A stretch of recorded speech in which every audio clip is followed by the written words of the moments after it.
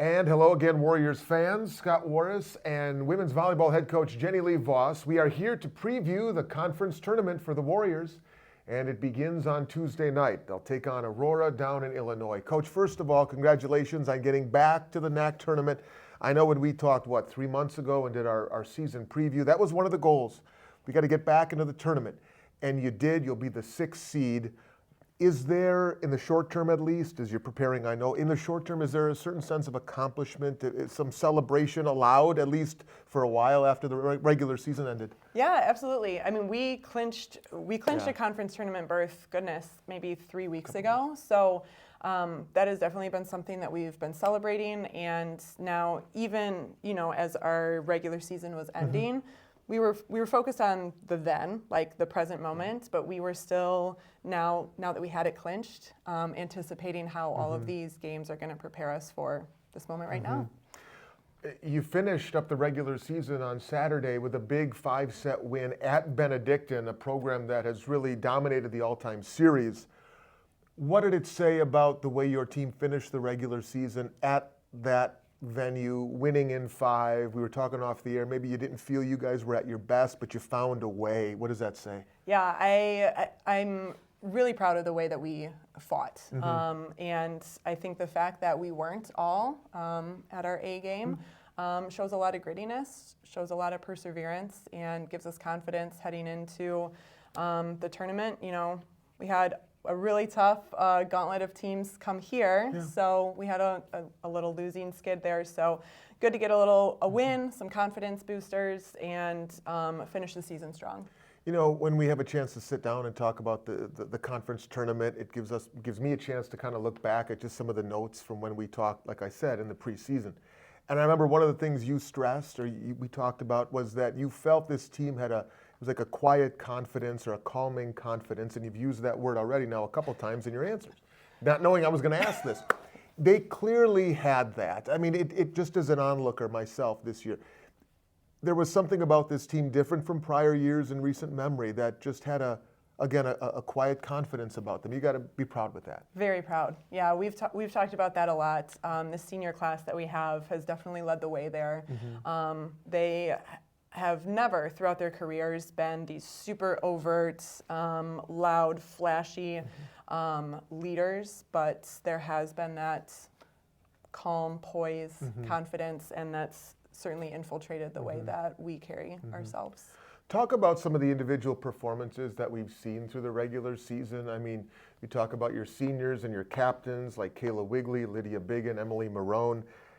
They have all taken their games to a new level, and you needed them to. Yeah, absolutely. They were voted leaders early on for a reason, certainly for the way, again, like I said, they carried themselves, the way that they serve and love their teammates. But man, they've really stepped up and continued to grow throughout the season. So, I mean, we look at Lydia just on Saturday, tying our match kill record with 31, so that was awesome. 31 kills. Yeah, that was awesome. Kayla too has, they've really bookend our offense, and she's had some really great performances as well. And Roni, she's had a lot of significant doubles for us too. So it's been fun to see them grow and lead our offense, lead our team. What was it about this group that embraced the challenges and the goals you set before them? Because you guys have been talking about conference tournament from day one, from training camp. It's not like it was the unspoken thing and we'll just let it all play out. I mean, you guys were very bold, forthright with that being the goal. Why was this the team that could handle that? Because not every team can handle that right out of the gate. Yeah, I think that's $1 million question. How is it that some people can and some people can't? But you're right. We were really forthright about it, and just a slight shift in our vernacular, the way that we approached it too, was that we're going to grow towards our goals. So, we're not shying away from chasing something that might be daunting and seem like it's been a while since we were there.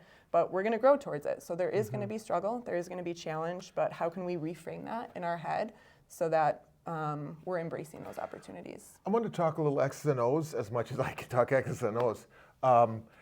Again, preseason, we talked about you and your staff kind of looking at things in the offseason. You kind of simplified some things, as I recall, in terms of logistics and on the court. Can you kind of describe what you did and then how your team was able to really, embrace that and thrive in a more simpler method, defensively and whatnot? Yeah, so defensively, we really hammered things home in the offseason with what's called our middle defense. It puts us in a position where 90%, when you look at the stats, 90% of the balls go. It's very simple. To an onlooker, I think the biggest compliment we would get that my assistant coach Sammy kind of coined for us is we should look lazy. A little different from a sport like basketball where everyone's moving and that's kind of the sign of some aggressive, good defense. We should actually look lazy because we're just turning and facing where the ball is at.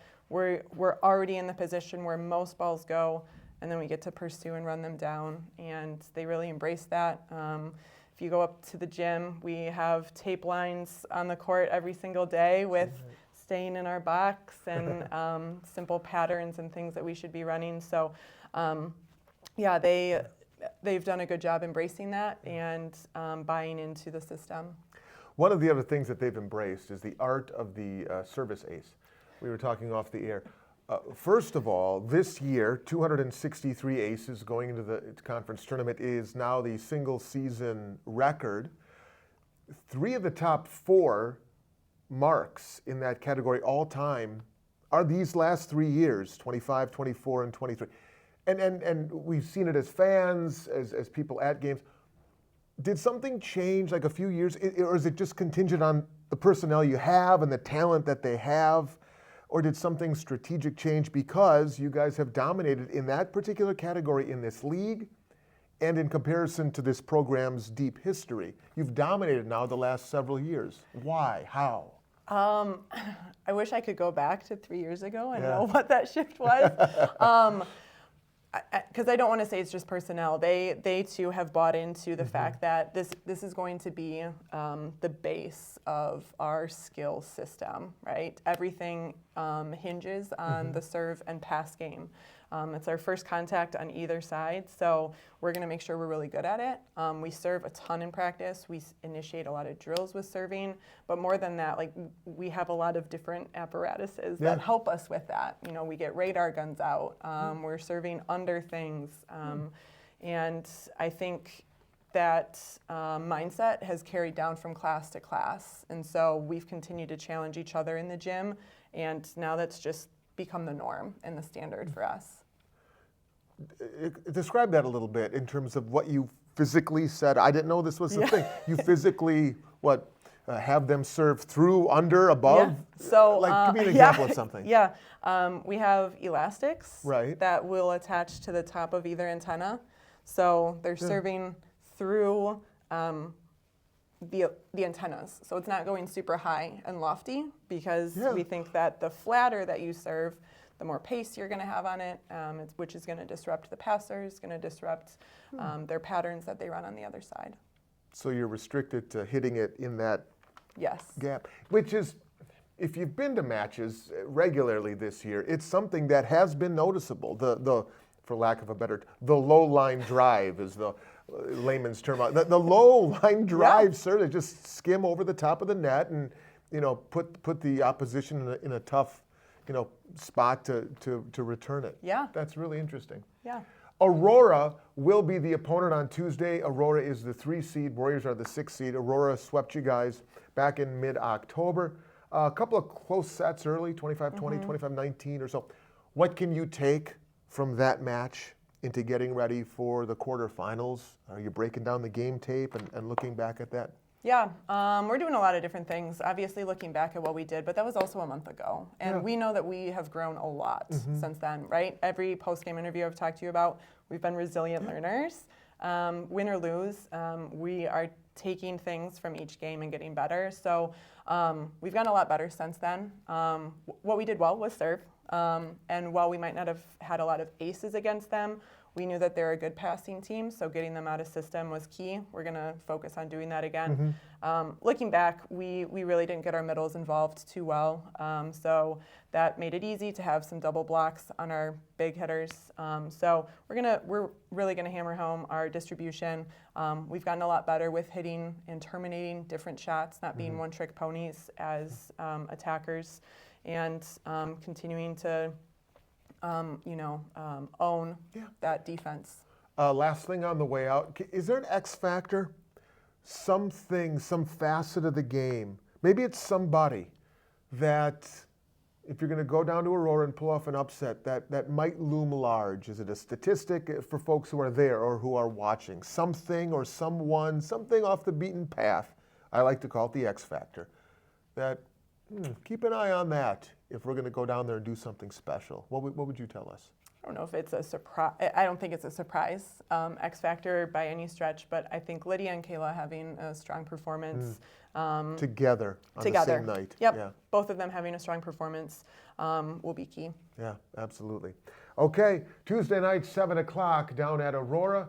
It is the 6th seeded Warriors, the 3rd seeded Aurora Spartans. Wisconsin Lutheran is back in the NACC tournament following a full season for the first time since 2019. And Coach Voss, best of skill. Congratulations on getting back in the tournament, and go do something special this week, huh? That's what we're planning on. All right. Thanks. WLCsports.com. You can follow along. Thanks for watching, everybody.